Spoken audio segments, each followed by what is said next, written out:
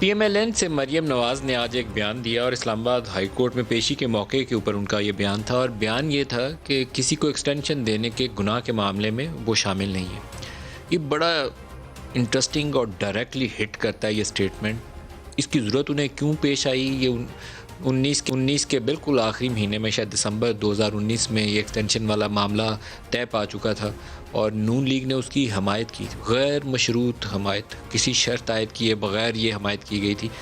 اس کی ضرورت آج کیوں پیش آئی؟ بڑی انٹرسٹنگ سچویشن ہے، کیونکہ پی ایم ایل این کے اندر ڈویژنز موجود ہیں، اور ڈویژنز ہیں دو اسکول آف تھاٹ ہیں۔ ایک کو ریپرزینٹ کرتے ہیں شہباز شریف، اور دوسرے کی نمائندہ یا مریم نواز کو کہہ لیں یا ان کے والد محترم کو کہہ لیں، جس کو بھی کہہ لیں۔ جس وقت آرمی چیف کی ایکسٹینشن کا معاملہ عدالت کے سامنے آیا اور حکومت نے کہا کہ ہم تو تسی دیں گے، معاملہ عدالت میں چلا گیا، لا امینڈ کرنا تھا، آرمی ایکٹ کی امینڈمنٹ کا معاملہ آیا، تو ایک وفد تھا پی ایم ایل این کے لیڈرز کا جو یہاں سے لندن روانہ ہوا، جس میں شہباز شریف بھی تھے، خواجہ آصف بھی تھے، ایاز صادق بھی تھے اور رانا تنویر بھی تھے۔ نواز شریف سے اس ملاقات کی کہانی پبلک نہیں کی گئی، لیکن جو بھی فیصلہ کیا گیا تھا وہ with the blessing, with the approval of Nawaz Sharif کیا گیا تھا کہ آرمی چیف کی ایکسٹینشن کے معاملے کو سیاسی رنگ نہیں دینا، غیر مشروط حمایت کرنی ہے۔ اور خواجہ آصف نے اس کا پبلکلی اظہار بھی کیا، انہوں نے اسٹیٹمنٹ دی۔ پہلے انہوں نے کہا کہ ہم غیر مشروط حمایت کر رہے ہیں، پھر ایک انٹرویو کے اندر انہوں نے دوبارہ تصدیق کی، کیونکہ اس کے نتیجے میں ہوا یہ تھا کہ پی ایم ایل این کے جو دو گروپس تھے، ان کا ایک پارلیمنٹری گروپ بنا ہوا ہے، ان کا آپس میں باقاعدہ شاید خاقان عباسی صاحب اور کچھ دیگر لوگوں کی خفگی ہوگی، ناراضی پیدا ہو گئی خواجہ آصف اور دیگر لوگوں سے، جہاں انہوں نے کویسچن کیا گیا کہ یہ فیصلہ کیسے آپ نے کیا۔ تو انہوں نے پھر ایک انٹرویو کے اندر اس بات کی تصدیق کی کہ ہم نے یہ جو حمایت کا فیصلہ کیا تھا، یہ کوئی ہمارا شخصی فیصلہ یا شہباز شریف کا ذاتی فیصلہ نہیں تھا، یہ نواز شریف نے اس کی اپروول دی تھی۔ تو مریم نے آج خود کو اس سے ڈسٹینس کر لیا۔ اس کی بہت بڑی آئندہ آنے والے دنوں کے اندر سگنیفیکنس ہو سکتی ہے، نہ صرف پی ایم ایل این کے اندر بلکہ نواز شریف کے یا ان کی صاحبزادی کے اسٹیبلشمنٹ کے ساتھ جو تعلقات ہیں اس حوالے سے بھی۔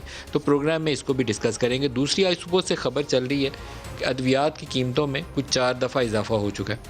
یہ اس قدر تکلیف دہ ہے اور اتنی مشکل ہے ایک عام آدمی کی قیمتوں میں متواتر اضافہ ہو رہا ہے، کیونکہ اسی عرصے میں پاکستان میں آمدن نہیں بڑھی 3 سال میں، لیکن قیمت ہر چیز کی، گندم، چینی، آٹا، دال، کوئی ایک ضروری اشیاء جو گھر ایک میں انسان کو زندہ رہنے کے لیے درکار ہیں، اس کا آپ نام لیں، اس کی قیمت میں بے پناہ اضافہ ہو چکا ہے۔ اور بے پناہ اضافے کا ایک سبب جو ہے پاکستانی روپے کی قدر میں مسلسل کمی ہے ڈالر کے مقابلے میں۔ 170 کے قریب آج بھی ہیڈ لائن چل رہی ہیں کہ اسٹاک مارکیٹ گر رہی ہے اور ڈالر اوپر چڑھ رہا ہے اور روپیہ بھی نیچے گر رہا ہے، اور جتنا روپیہ گرتا ہے اتنا پاکستان میں مہنگائی میں امپورٹڈ انفلیشن آتا ہے، اتنا پاکستان میں مہنگائی میں اضافہ ہوتا ہے۔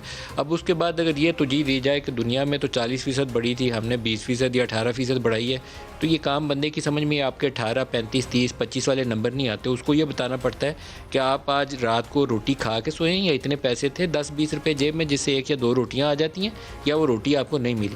باقی گمراہ کن بیانات ہوتے ہیں، وہ سیاسی حکومتیں دیتی رہتی ہیں، ٹال کلیمز، اتنا پیسہ دیہاتوں میں زیادہ چلا گیا کیونکہ گندم کی قیمت بڑھ گئی تھی۔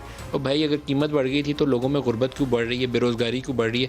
کوئی اس بات کا تسلی بخش جواب آج کل ہوتا نہیں ہے، لیکن دعویٰ یہی ہوتا ہے کہ ہم آئے تھے تو ہم نے تو شہد اور دودھ کی نہریں بہا دی تھیں، وہ نہیں بہہ سکیں پاکستان میں، لوگوں کی زندگی زیادہ اجیرن ہوگی اور مشکل ہوگی۔ یہ جو کووڈ والا اسپیل چل رہا ہے، اس کا میں خود بھی کیونکہ ابھی ایک وکٹم رہا ہوں، پچھلے 4-6 ہفتے میری پوری فیملی اس سے گزری ہے۔ سب سے زیادہ مجھے جو لوگوں کی شکایت سننے میں ملتی تھی وہ مہنگائی کے اوپر سننے میں ملتی تھی۔ ادویات کی قیمتیں، لوگ نہ کہتے تھے یہ 6,500 کا PCR ٹیسٹ ہم کیسے کروائیں، یہ بالکل سچی بات ہے۔ دنیا ساری میں UAE میں چلے جائیں یا دیگر ممالک میں چلے جائیں تو اس ٹیسٹ کی قیمت ابتدا میں زیادہ تھی، پھر آتے آتے نیچے آنی شروع ہوگی۔ اب اس کی ایٹ بیسٹ پرائس 3,000 سے زیادہ نہیں ہونی چاہیے PCR کی، لیکن پاکستان میں 6,500 پہ ابھی بھی اس کی قیمت برقرار ہے۔ گورنمنٹ کے سرکاری اسپتالوں میں چلے جائیں تو آپ اس کو بغیر قیمت کے کرا سکتے ہیں، کسی بھی پرائیویٹ لیب میں جائیں گے تو 6,500۔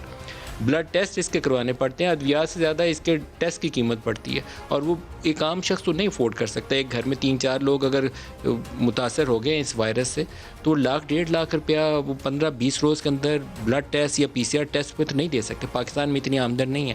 پھر اسی شرح سے قیمتوں میں اضافہ ہوا ہے، جو آج سے 3 سال پہلے ایک 70 یا 80 روپے کی مل جاتا تھا آپ کو پیکٹ، جو ایک پیٹ کی دوائی ہے یا ایک ضروری آپ کو کوئی اینٹی الرجی یا اینٹی استما کے لیے پاکستان میں ادویات کی ضرورت اس موسم میں بہت پڑتی ہے، وہ اب 300-400 روپے کا پیکٹ ملتا ہے۔ 80 کہاں، 70 کہاں اور 400 کہاں۔ یہ مسائل ہیں جس کا حل یہ حکومت دے نہیں پائی۔